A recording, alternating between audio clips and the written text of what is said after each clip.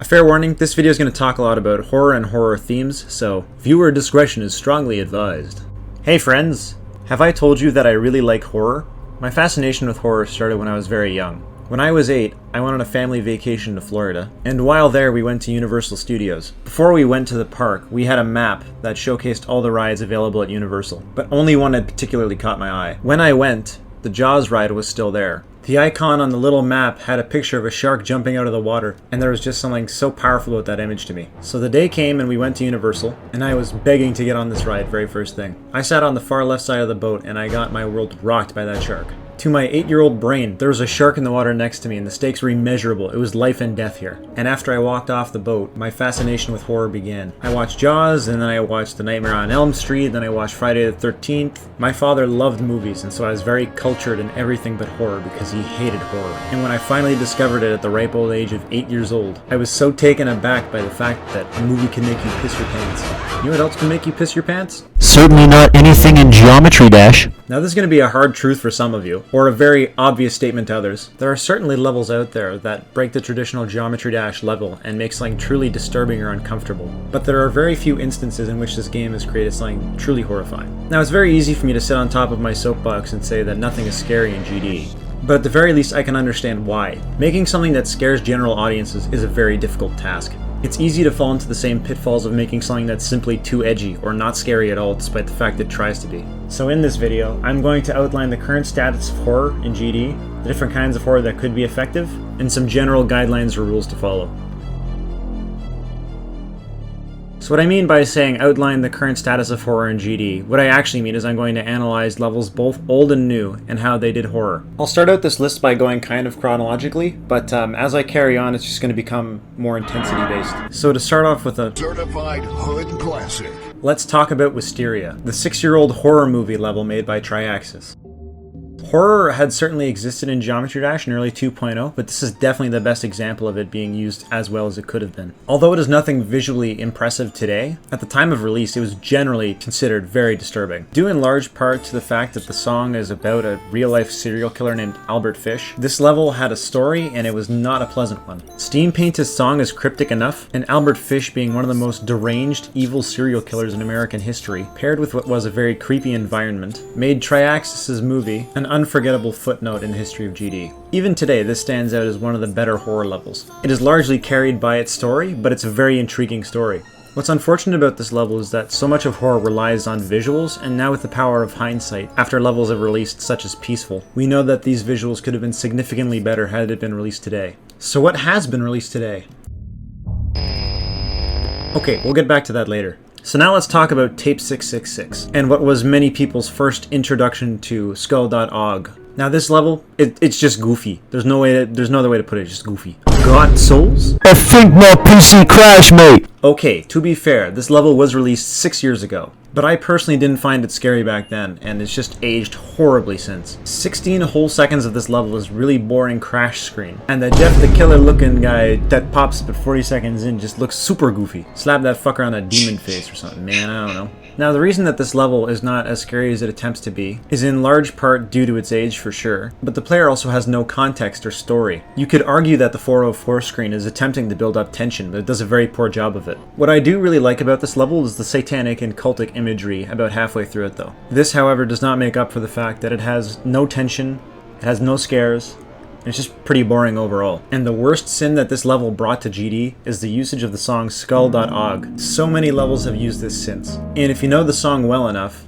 then it's not going to be scary for anybody. Speaking of my favorite song ever, Skull.og, let's talk about Lost Locked. Released about 3 years ago, this level actually had a super novel idea by making a haunted level in GD, where Deadlocked has become, well, more deadlocked. The tension it builds in the first part is actually pretty solid considering the song choice. The moving cube in the ship section following you is quite neat, and it can catch you off guard, but it then immediately releases all tension. And when you see him later, his execution falls off sharply as he's just in spots he doesn't belong in. This monster has a combined total screen time of likely upwards of 20 seconds, making his second, third, fourth, and fifth appearance not very spooky at all. And when he shows up for the 6th time, he's got an entirely different face that doesn't look all too spooky at all. In fact, he looks like me on picture day after dropping my glasses. Look at him. The last portion of the level with the reduced visibility gimmick and the text on screen that mimics that seen in Killbot doesn't match the song at all for where it's at, and this whole level could have benefited from reduced visibility earlier, adding to the tension. When I first saw this, the only thing that jump scared me was the end screen. I know I've been ragging on this level a lot, but what this lacks in physical execution, it more than makes up for with its premise. It's such a shame that this level fumbled the execution of the scares, because real potential was and still is here for this level, and others like it. I must say though, what this level did absolutely nail was the atmosphere. Sure, it's just a stripped down version of Deadlocked, but it's still creepy enough. Taking something that we're familiar with being deadlocked and then stripping it of all of its color and life, transforming its identity into something terrifying is a really cool premise. But they just had to go ahead and throw in eyeballs for some reason. Are you tired of skull.ogg? Well, too bad, because we're talking about it again later.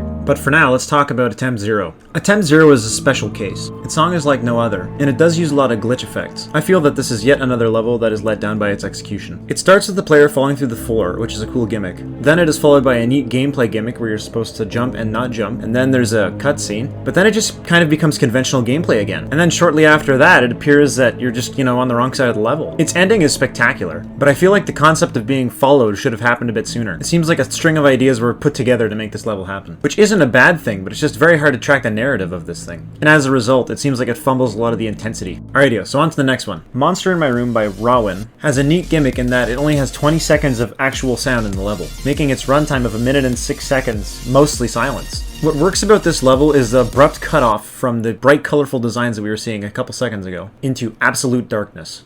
When the eyes initially pop up on screen, it's quite terrifying, and there's just enough time right after the text is on screen of just darkness to build up nearly a perfect amount of tension for when the eyeballs pop up. But where this level starts to fall apart is in its usage of text. Divulging too much information makes an unknown spooky situation in the dark something super goofy. Like this thing apologizes for being there and then leaves. Am I left unnerved? I mean, kind of. He's gone, isn't he? So what do I have to fear now? Nothing. Also, that ain't no monster, that's a Venusaur. Look at his eyes and teeth.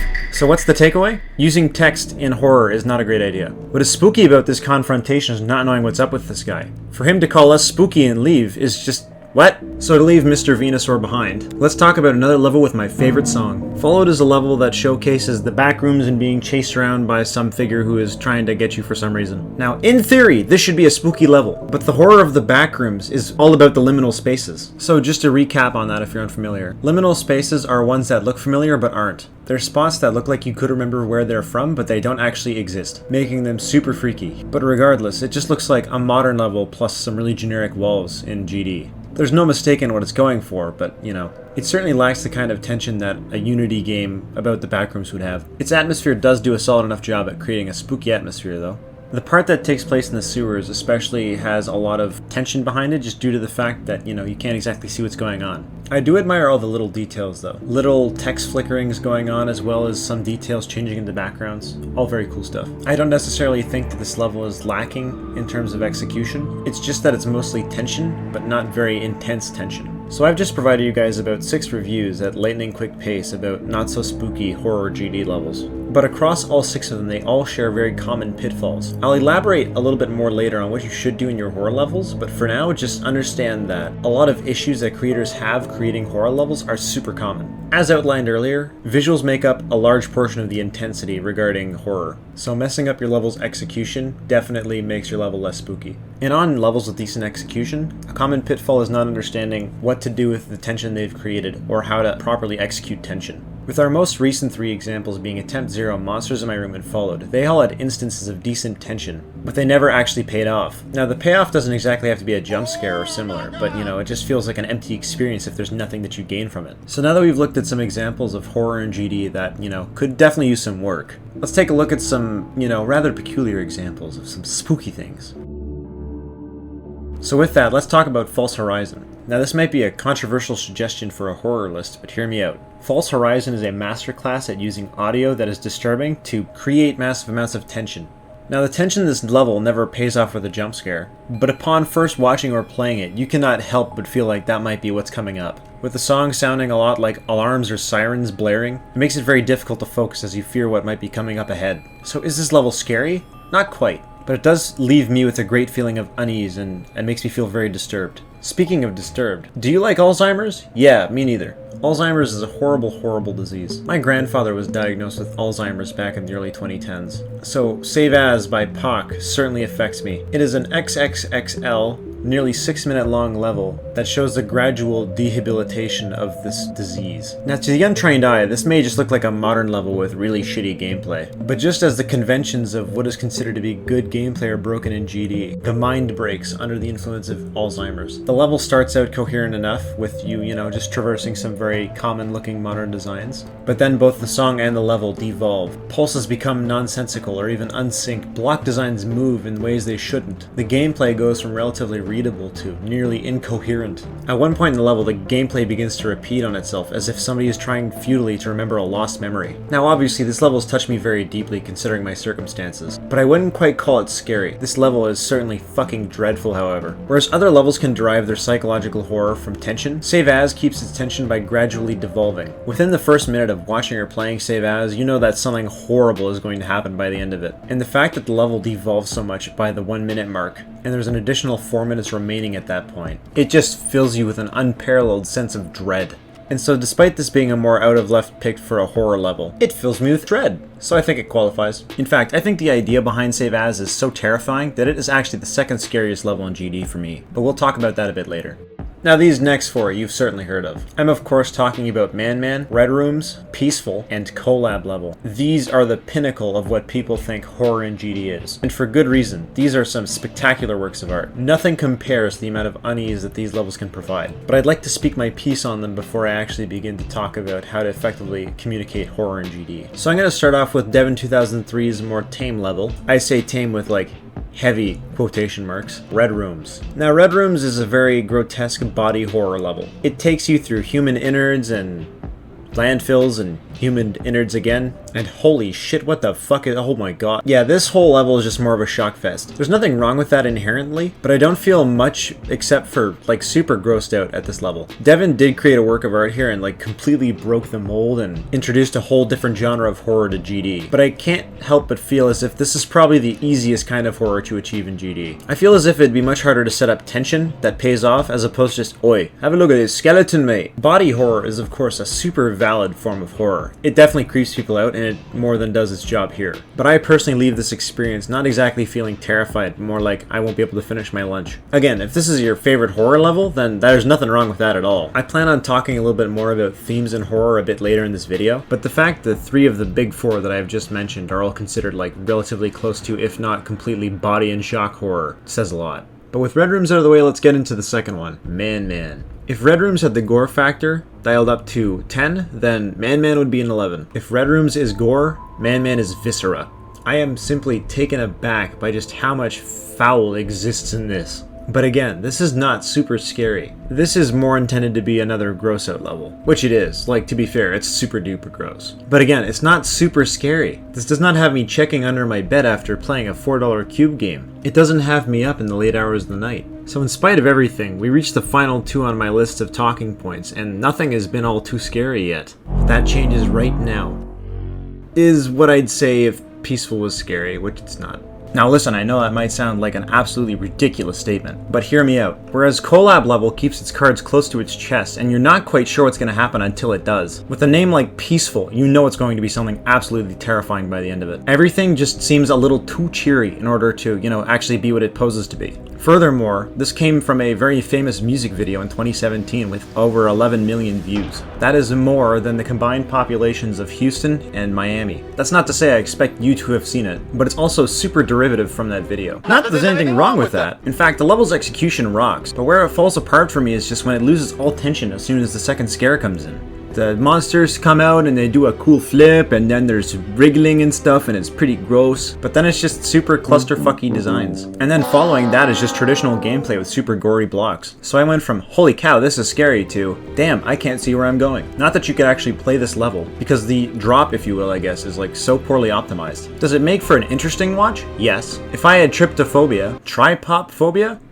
Trypophobia. Yeah, that. I'm sure this would do a number on me, but it's just relying on such a specific phobia. For my Swiss cheese enjoyers, there's nothing wrong with this level. And the fact that it relies on gross-out horror, much like Man and Red Rooms did, just doesn't make for something that truly spooks me. Its execution is great, but just like the other two, it's just another gore level. Now, the only reason that this is higher on the ranking list than Man or Red Rooms is simply because it's got more tension. But between the two of us, I'd say that, Save As is definitely still scarier. Alright, so now we're on to the big one. The moment you've all been waiting for. A level released 4 months ago as of the recording of this video that is so scary that it makes children cry. You know it, you love it, it's Flee by Subwoofer. Okay, I lied, it's collab level. And wow, just what a piece of work it is. When Mindcap had initially premiered this on his YouTube channel on April 1st, people did not know that they'd be witnessing the most terrifying thing in GD to date. It's poetic that our list started with Wisteria, a level that uses a song by Steam Pianist, and Mindcap uses a rearranged version of Through the Looking Glass by the same artist. I'm sure you've seen all the reaction videos, potentially even experienced the jump scares yourself, but I really cannot stress enough just how much of a masterclass this level is in creating a sense of suspense and dread. The first scare happens at the 1 minute mark, and has 3 separate frames that carry on for a total of 40 seconds. But after the first jump, there's nothing that happens at all for an additional 40 seconds. In those 40 seconds of not jump scares is just standard gameplay and even more standard designs. And when you're watching it, you know that it's not over yet. You know there's more scares coming. So you gotta keep your eyes peeled on the level to ensure you not die, but you're waiting for the next thing to get you. And that fear of something getting you lasts for 40 seconds before any sort of payoff is reached. And after another 25 seconds of, recuperating yourself after a jump scare, there's just even more of that follows. All the while, the music becomes more jovial, but also distorted in instances, until the designs just cease being designed. Then the background goes black and you're surfing on a line. Then more gameplay appears, and so you think, oh, maybe I'm through the worst of it. And then the next jump scare gets you right when you least expect it, when it seems like it might be transitioning into just another part. I personally am not too fond of the noose section that follows, just because it's pretty overdone for a horror theme, and it just completely flips the design aspect on its head. But I do understand why it was done, considering we are at the 3 minute 30 second mark now. We are just under 2/3 done the level, and it's not holding back any punches anymore. The music distorts even more heavily, and then we're greeted by silence for a brief second. And then there's text on the screen that says, "Listen closely." A deep droning ambience growls in the background as we go through the pillar part. And this right here, mark this timestamp, this is the best execution of horror in GD. I'll talk about why this works so well later, but just believe me, this is the best it gets. As for the jump scares in this part, I feel as if the first is not super effective, but the second is. Regardless of how the jump scares may not be the best in the level at this point, it does not need to be the best, because everything else about this is. I'm not a jump scare fanatic, it's just an easy way to pay off a long tension, and this part is just grueling to watch. The pillar part lasts for 1 minute and 30 seconds. The second jump scare happens at the 60-second mark, so in the remaining 30 seconds there's a ramp up in the audio. Red glow begins to populate the top and bottom of the screen, and then the music just abruptly cuts and there's silence. For all of 6 seconds you are left on the edge of your seat wondering what the hell is going to happen next.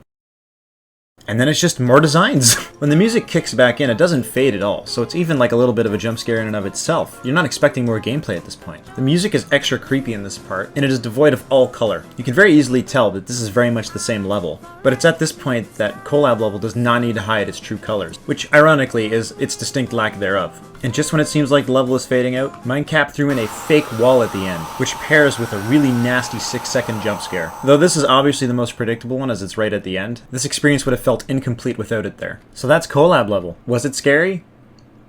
Yeah, I think so. It certainly has many instances in which I'm sitting on the end of my chair, but even on my first watch, I found that only 3 or 4 of the jump scares were actually effective. That being obviously the first one, since it catches you entirely off guard, and it makes you squirm. The second instance of an effective jump scare being Mindcap's girlfriend, right at the beginning of the noose section, and the second jump scare of the pillar part. Arguably, the last one is also super effective because you're expecting the ending to happen. At the same time, it could be very easily anticipated that there's an additional jump scare coming up just given the level so far. I feel as if the last section being design again was an odd choice considering that he went from the noose section into the pillar section, which were more art related, but I suppose I can understand from his point of view why it makes sense to go back to design. That way the player revisits the level's roots after being put through all the torment they have been. But I feel like a more artistic / modern based section with a reduced visibility gimmick would do superbly here, especially considering the jump scare at the end, because then it'd be able to contrast with, the bright ending, like a light at the end of the tunnel that is immediately taken away from you. I also said earlier I wasn't fond of the noose section. I just feel like that's just such an overdone trope in horror, and there's not much going on other than like the rope designs and people in the fore and background. Given the ambience of the part, I feel like more could have been done there. But overall, everything else is terrifying. And although jump scares are generally considered very cheap horror, I feel as if he does not overdo it here, and he only ever does it to pay off tension. Speaking of tension,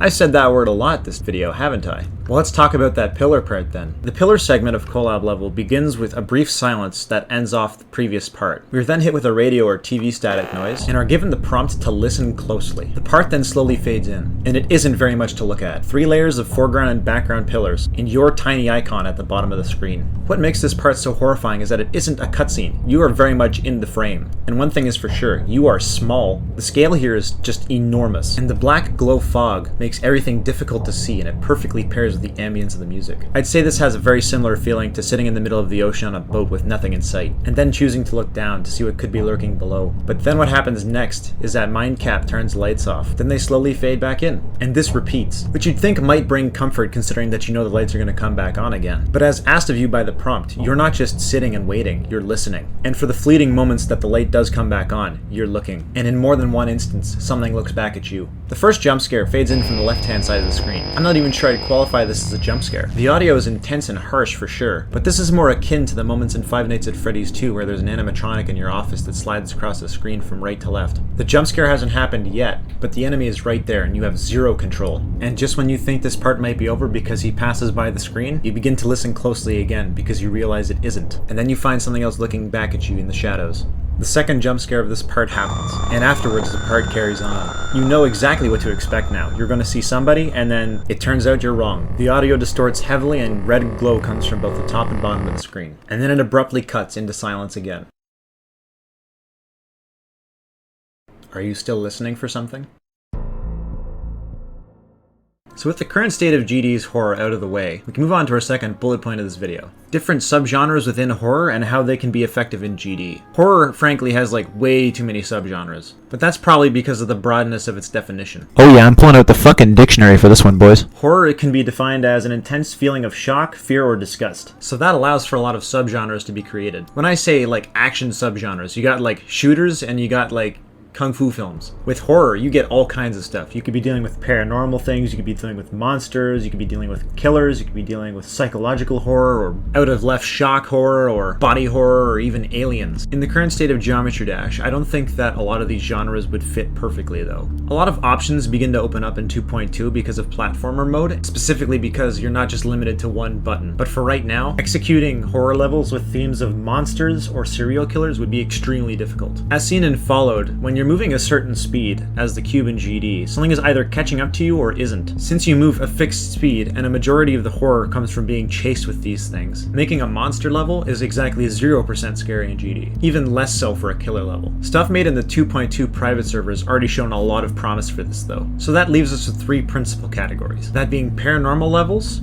gore levels, and psychological horror levels. With specifically paranormal levels, I feel like that it'd be very difficult to execute properly, but the idea of having a haunted level as seen in Lost Lock was pretty cool, and potentially playing up like a haunted element in a level would also be pretty neat, like a set of block designs that become possessed, for example. We've seen quite a few gore levels, and they're all done with like a relative degree of talent. But I think Eric Van Wilderman said it best. Well, I don't want to finish that anyways. It got a little too gross, you know? That level was like scary and kind of gory and stuff, but it just gets a little too disgusting, you know? I mean, visually, I know a lot of work went into it, right? But like I said, I'm more of a fan of the creepy horror, supernatural horror, not so much just the straight up gore. And this was just like a gore fest, you know? Everybody, of course, has their own personal taste, but like, I don't generally see people enjoying gore all too much. Gore is definitely going to be the easiest thing to execute in GD though, because if you can combine white and red objects in the right order, you got something that's pretty disgusting. But it's still not exactly my cup of tea. Shock horror is okay, but you know, as soon as you witness the jump scare once, it's no longer scary. Since I was talking about collab level earlier, I want to mention that these categories are not mutually exclusive. You can have gore shock levels, but specifically with levels that are based around shock horror, I feel as if their novelty would just not last for very long. There was an era of GD like like 4 or 5 years ago where streamers regularly get jump scare level requests, I think those archaic times have left us for a reason. But as for psychological horror, that's where it's at. Save As is psychological horror, False Horizon is psychological horror, and collab level certainly fits the bill. Why I think psychological horror can fit especially well in GD is because of how, with a little bit of planning, you can make a player or viewer feel uneasy, or even leave them thinking about your level, and the impression it gave them. And sure, you can do that with a well-designed level that's not horror-themed at all, but fear especially is just such a powerful emotion that we don't see used enough in this game. So that's all fine and dandy. We've narrowed down that psychological, paranormal, and gore levels are the most viable for GD. That's not to say that you can't make other kinds. If you wanted to try to make a monster level, go ahead. I just feel like the most effective forms are the ones that we've listed prior to this. But Whirl, I can hear you saying, as usual, you've only described genres. Those belong to video games and movies. Movies and video games certainly are not a one-to-one with GD, despite the fact GD is a video game. But that is due to two things. One, GD is limited by an engine that is two-dimensional. And two, GD is even more limited by one control. Two, if you want to get super technical about it. With GD being built in 2 dimensions, expressing depth is tremendously difficult. People have gotten pretty good at it by making parallaxes with multiple layers of backgrounds, but your character will always be in motion. First and foremost, GD is a game about dodging spikes and jumping to the rhythm. So when you introduce messy songs, creepy atmospheres, and disturbing visuals, it kind of breaks the game. Not in the literal sense, but it makes for an environment that is surprisingly difficult to make something spooky in. Additionally, in a majority of instances, horror games have a lot more than one control. Even in simple ones like Slender and the 8 Pages, you have the freedom to move around a 3D environment. And in instances of other games with only one technical control, such as Five Nights at Freddy's, your one control can give you many options. Do you check lights or cameras? Is it time to close a door? FNAF is very much a point-and-click adventure, but it presents you with more technical options than could exist in GD. To jump or not to jump? That is the question. So what's the deal? Who cares? Well, you should care, because there are two things that make horror effective in other video games as compared to GD. Number one is the liberty to explore an environment in 3 dimensions, or even 2, and the second is the distinct lack of checkpoints. GD is built similarly to an arcade game, where when you die, that's it, you reset. Whereas if you get caught by an enemy in an encounter in something like Amnesia, you're just sent back a few seconds. So then we don't have checkpoints, we don't have 3 dimensions, we don't have any more than one button, and we can't really explore anything, so what the hell can we do? We can play into GD's strengths. One of the scariest things about Five Nights at Freddy's is that your character cannot just stand up from his desk and leave. You are given no control of your situation, and you have to hunt for every piece of info you can find. Scruffy did a spectacular video on using audio to create horror in Five Nights at Freddy's, and what he mentions in that video is that your character has both a lack of control and a lack of information. To draw from previous examples, in Slenderman you're simply thrown into the woods at night, told to collect 8 pages, slapped on the ass and given a flashlight. You can't leave until you've collected all 8. And in Amnesia you are much slower than the monster. Your character feels weak and useless. You feel small, and you look for every little piece of information you can. You listen closely. You overanalyze your visuals. Does that sound familiar to you at all? I've just described the part in collab level with the pillars, didn't I? So here's your key to success. Giving the player a lack of information and a lack of control. It doesn't have to be literal control, you can make a gameplay. But what's terrifying about Save As is the fact that you are barreling towards the end and you know that the level's only going to grow more corrupt over its 6-minute runtime. The goal with horror is not to get you to the destination, be that a jump scare or a black ending. It's about the tension you can create along the way and the unrest that you can make the player feel. Going back to Five Nights at Freddy's, each night is exactly 8 minutes and 55 seconds. In that time, tension is built and dropped over and over again. But your objective is clear: survive the night. Your players should not fear a reset of the level. They should fear the story or the antagonist. In the pillar section, you're never worried about running into a spike that appears out of nowhere. And as the action amps up in Wisteria, you're not worried about dying. You're invested in Gracie's story and you wish to see her succeed. So really do focus on a narrative. You don't have to become the next Stephen King, but having something for the player to work towards is what counts, all the while limiting the information they have about it. Don't upload a blackened version of X-Step that's supposed to be haunted, with creepy characters chasing you around it. Make the level feel truly possessed. Make the player question where the level's going to take them next. Turn the lights off and make them earn every piece of information they get. Give them little control over their situation. Make them feel small. Plunge them into the unknown. That is what can truly make effective horror in GD. So now that we've briefly gone over what kinds of horror could be effective, let's now talk about some general guidelines for making horror in GD. This section will be the culmination of everything we've talked about so far. I will provide examples of the levels I've already covered, as well as introduce new points that could be useful. So I've got 8 general guidelines to begin with. Number 1 is to plan your level prior to getting into the editor. Number 2 is to have a story. The third point is to play into GD's strengths. The fourth point is to build tension. Point number 5 is to keep your antagonist or your story mysterious. 6 is to make an interesting environment. 7 is to use text only when absolutely necessary. And 8 is try to stick to the boundaries of GD. So with the first bullet point of planning, now it kind of goes without saying, but you can't exactly treat a horror level in GD like you would any other themed level. If I were building a jungle level, I can just choose to throw a tree down in one spot and then make you enter a cave in another. But for horror, you need to build up tension and know what that tension is building up to and ensure that it's all diegetic. It sounds like a lot, but simply throwing down some timestamps for general ideas of when to scare people is a good idea. As I mentioned earlier in Attempt 0, it feels like in instances like that, somebody just entered the editor and just threw down what they thought might be scary. Attempt 0 has a cool premise, but I feel as if it had been planned, it would have been much tighter. Tension just kind of comes naturally in spots so long as you have a script in front of you, so just keep that in mind for the next time you choose to build horror.